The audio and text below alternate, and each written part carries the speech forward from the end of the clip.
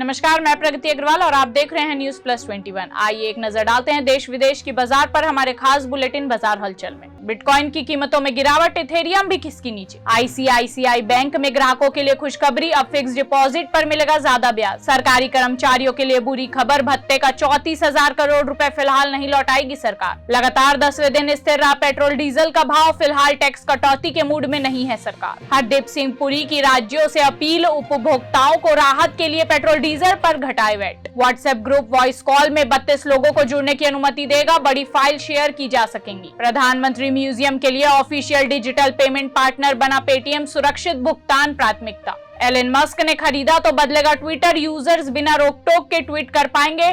Tweet पर किसी तरह का एक्शन या छेड़छाड़ होने का पता चलेगा। जनवरी मार्च तिमाही में 15.3% बढ़ा। भारत चीन ट्रेड व्यापार घाटा बढ़कर 22.23 अरब डॉलर हुआ। कॉपी किताबों का बढ़ा बोझ, 50% तक हुआ कीमतों में इजाफा। ऐसे ही तमाम जानकारी के लिए हमारे चैनल को लाइक और सब्सक्राइब करना ना भूलें और नोटिफिकेशन के लिए बेल आइकन जरूर दबाएं।